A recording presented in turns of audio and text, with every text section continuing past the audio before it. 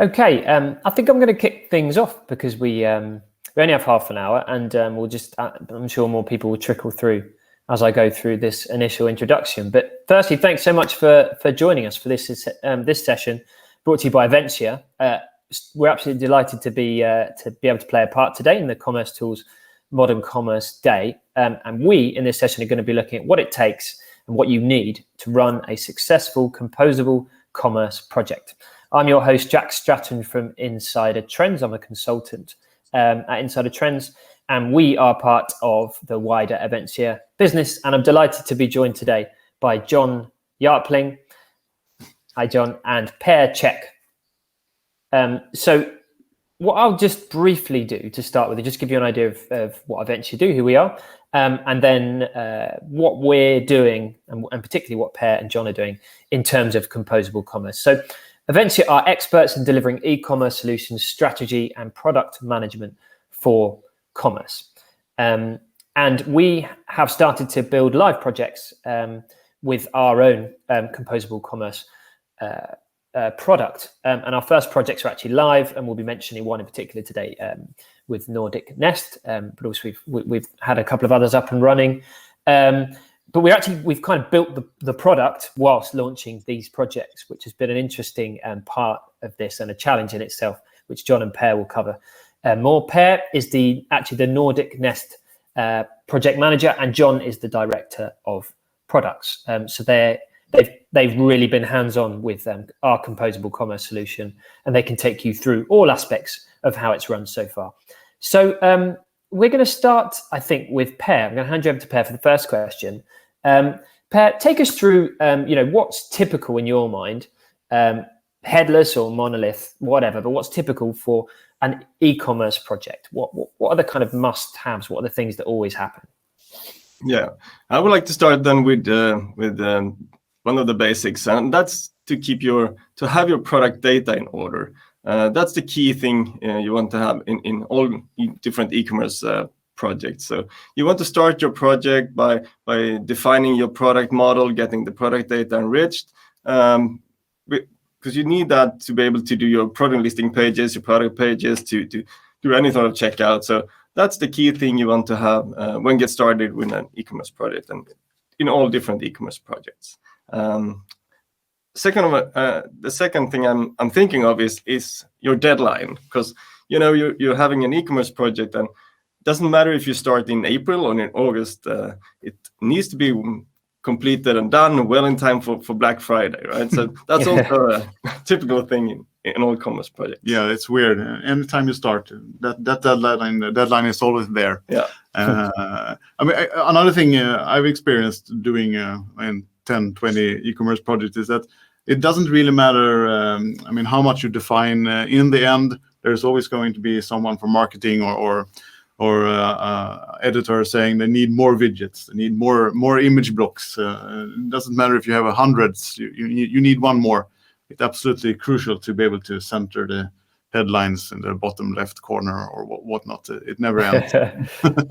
Yeah, it's always these unknown things that causes the biggest problems, I would say. So I remember once we were late in the project, in the acceptance phase, and the customer was really happy and said everything is working fine, but there is no orders coming into our Norwegian ERP, and you just, hey, what? So you have a different ERP in Norway, and that's how it is. The devil's in the details in all kinds of projects. It doesn't really matter what product you're delivering. It's always unknown things popping up. Yeah, exactly.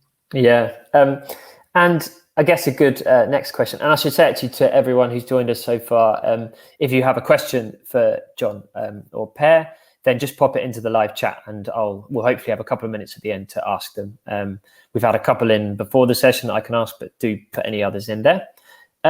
So I guess leading on from what we were just speaking about, what are the kind of key differences from your experiences so far between a monolith system and a headless system? Yeah, in the headless world, code is king. I would say.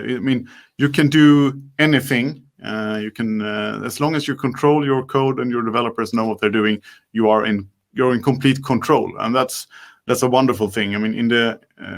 Compared to the monolith systems, It's a bit of a fog sometimes what really happens.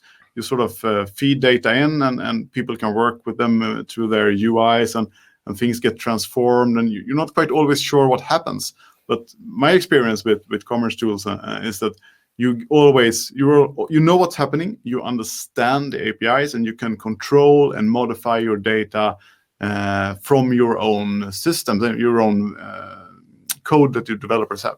And that, I think, is a wonderful thing, and works really, really well. Of course, when you're doing composable commerce, you need to combine different systems, which is sort of the point of it. But that also means that you need to understand several different systems. This can sometimes be a bit hard in the monolith world. You need a system architect who really, really, really understands these legacy systems they have developed over a long time. They have quirks, and you need to understand exactly how to do things. And in the new world, I would say, with the headless systems, they're very well structured. They're very well defined.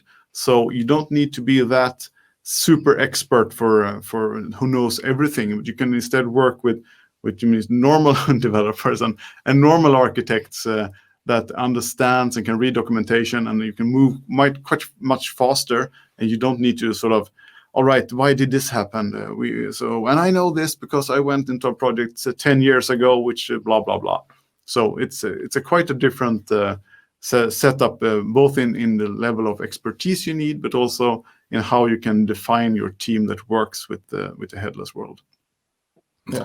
Yeah, I agree. And one of the things in working with headless is almost that you have to limit yourself. You have to limit the scope. I mean, the possibilities are endless, creating your front-end layer and creating your front-end work. So that's something you need to work on as a product manager, and such, to limit the scope and make sure we need to deliver exactly what the customer wants, or what we can deliver and should have in the project. Yeah, absolutely. I mean, in the monolith, sometimes the monolith sets the borders, but in the composable world, you're able to do anything basically. So of course, someone has to put the foot down. Exactly.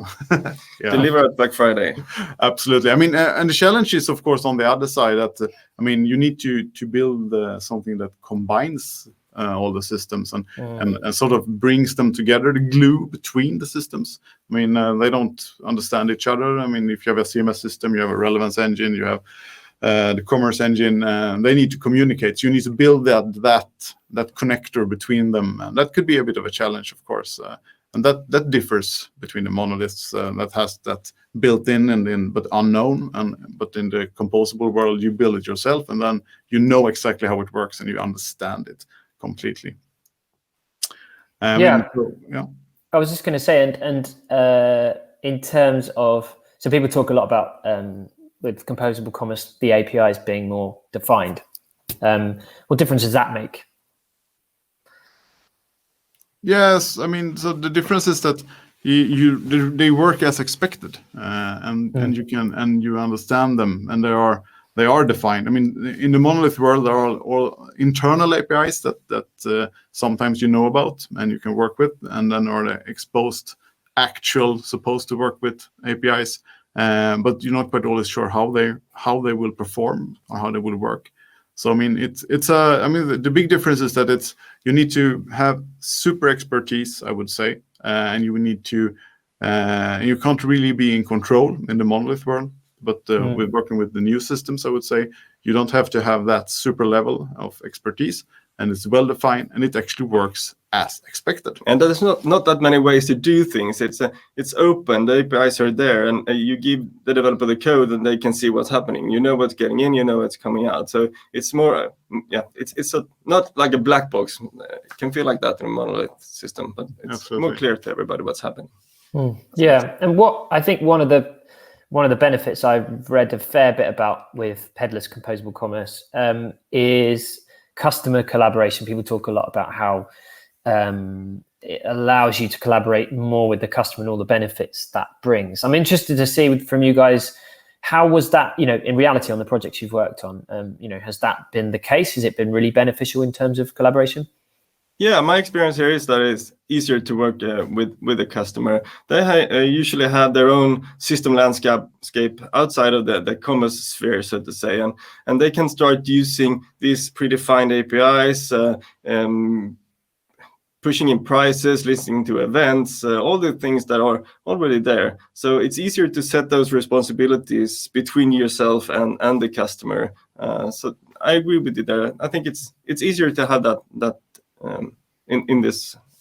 Yeah, so you can bring the two teams together, the development team from the customer working together with the development team from Avensia or whoever the partner is. And it's easy to say, so these APIs are yours to work with, and these ones are ours to work with. Of course, what is hard on the other side is that when things are not defined, I talked about the glue between the systems. So this is of course harder.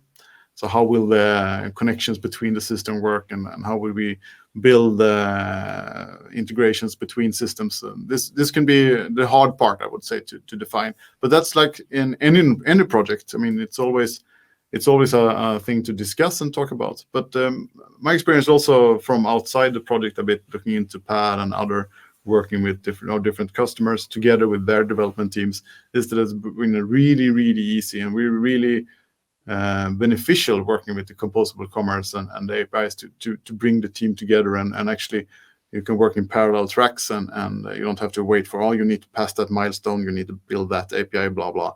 Exactly, because it's already defined. I mean, the APIs are defined, so you don't need to start up by agreeing upon how the APIs should look, and then have to wait for the other one party to build that, and so it's already there, so you can get started right away. Of course, you need to agree on and verify that it looks good and comes in good.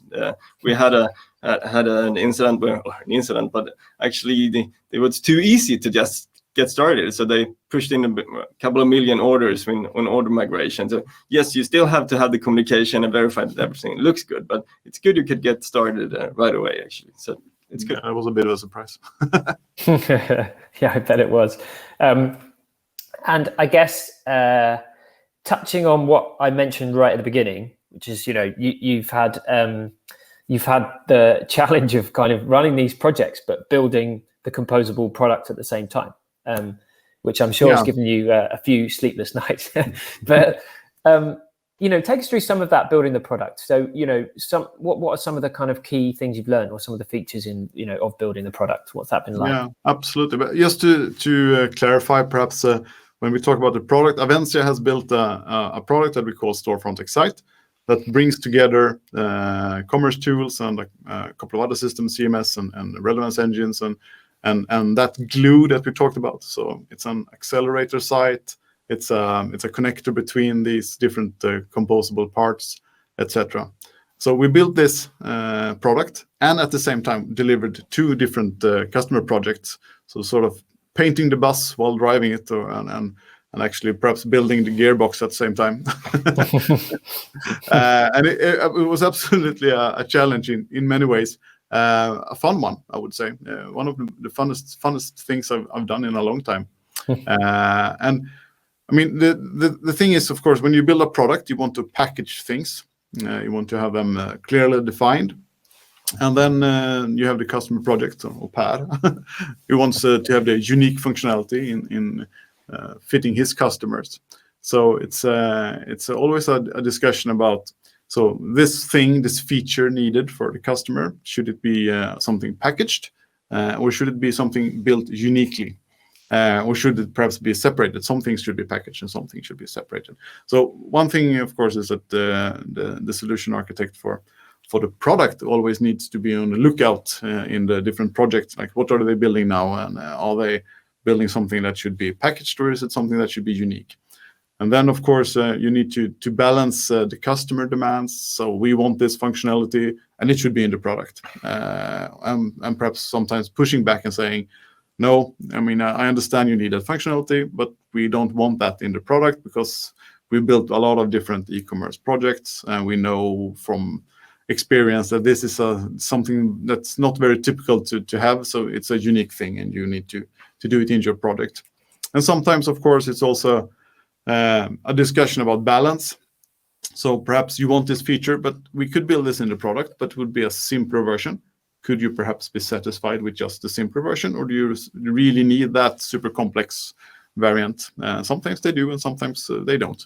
So it's a lot of discussions, and it's a lot of sort of giving and taking. And I mean, with the customers we had a really good collaboration, and since they are very technical and they understand what we're doing with the product, and they understand what they need from their perspective, it's been I mean, quite a easy journey together. Of course, sometimes discussions, as always, with any customer or any project, but it's worked out quite well. Great, and kind of on that note, I guess building on from the big things you've learned, what's been good, what's been not so good. Per, what's kind of been your sort of biggest learnings from the stuff you've done with Nordic Nest, and maybe has there been anything kind of particularly interesting or fun that's kind of cropped up?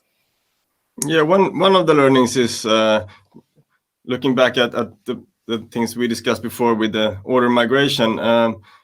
When working with the monolith system, you as a supplier here, you have your product, your project, and you're always involved when something should be done. So it's always passing through you.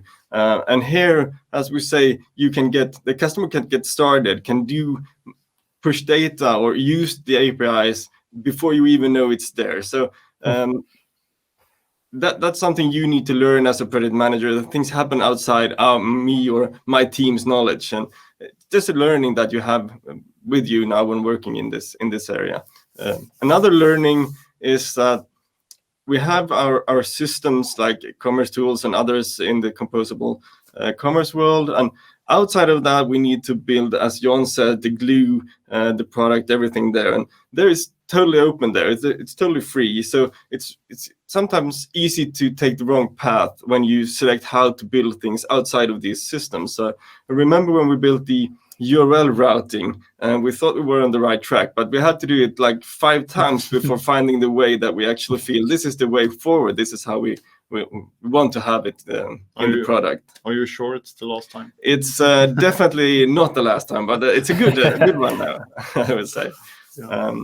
And maybe then also a fun thing is that when we went live with the project in the Finnish site, we actually forgot to remove the password protection. And we were so excited to go live. So when we went live, the password protection was still there. So you can say it was a VIP launch. So you needed the PIN code to be able to shop. But yeah, luckily we have control over the code here, and so I think it took a couple of minutes. Then we have hotfixed that. But that's a fun thing to take with you from the project.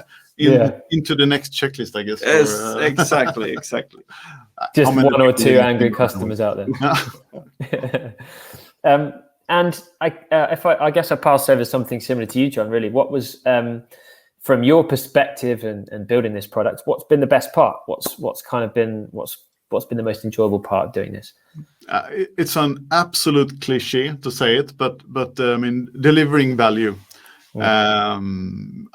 Building a product that then Per and a couple of other teams used and went live and talking to the customers and getting the feedback back that this is something amazing. This helps us in our daily life, because e-commerce is not just a technical thing. It's not just building a system. It's also adapting to the processes internally in the customer company, getting their customer service to work, handling returns, and we need a discount code here, and daily life, making that easier.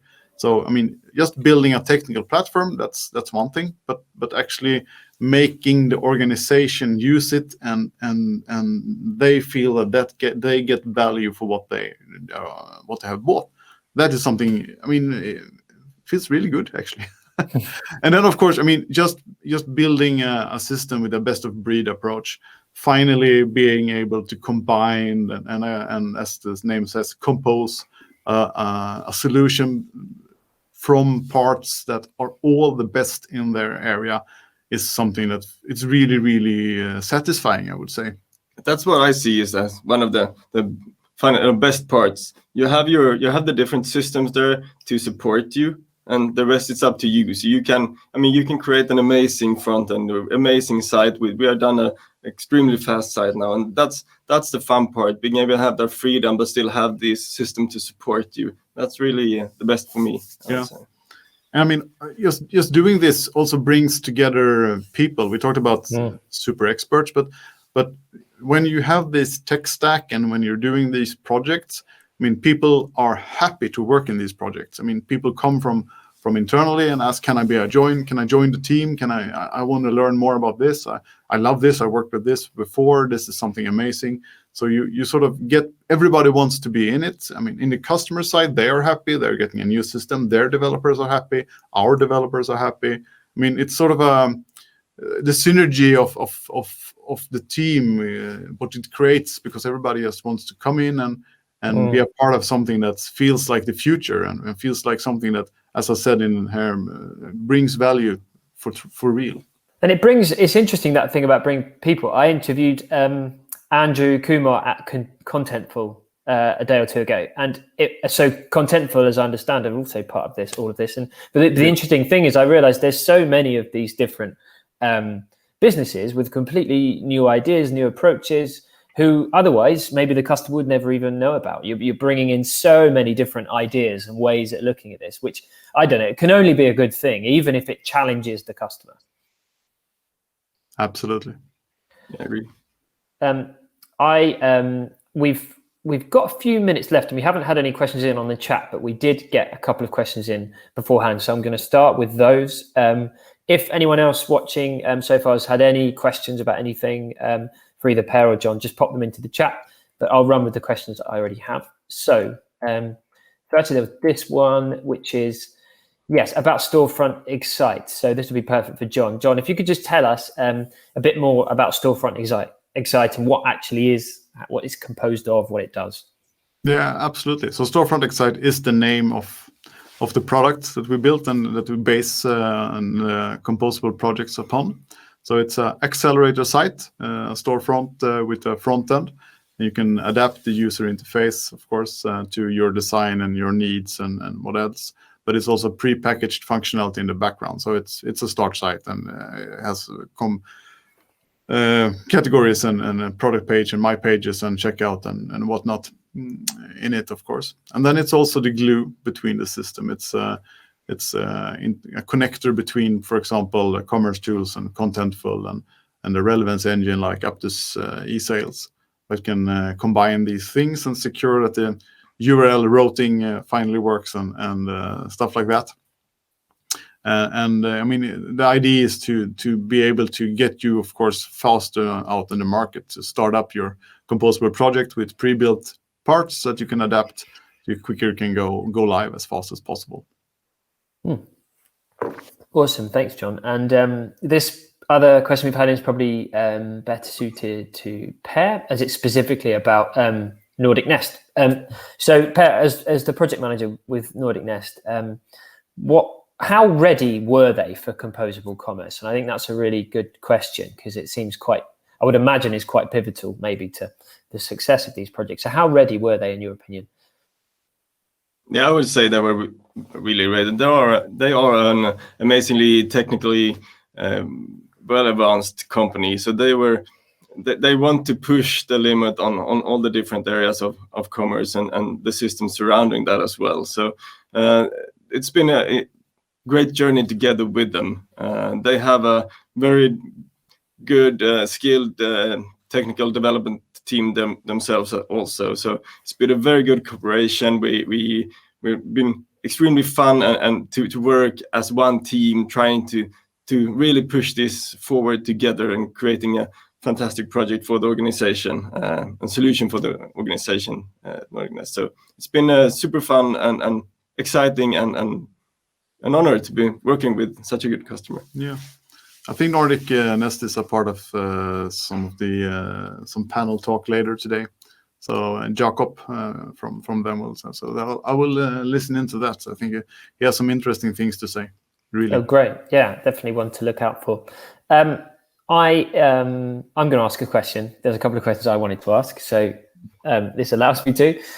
This is kind of a broader thing, but I think just really interesting from my perspective, and as I get to know composable commerce more, the conversation comes up all the time about the benefits are so clear of composable commerce. It looks like it's got a lot more longevity, I think, for the obvious reason of being built to adapt, built to change because of the composable elements.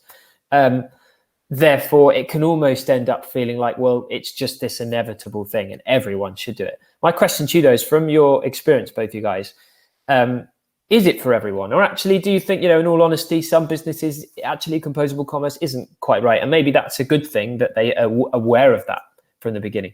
So what's your take on that? 'Cause it's a discussion lots of people are having. Is composable commerce right for everyone? I think it, John, I think it sort of comes down to perhaps to what your mindset as a company is. Are you a company that really wants to start over and over again, or do you want to have an evolutionary take on your organization's development? Because I think of composable commerce as an evolutionary thing. You don't need to you take a system and then you go 3 years down the road and say, we've grown out of this. We need to take it all away and do another one.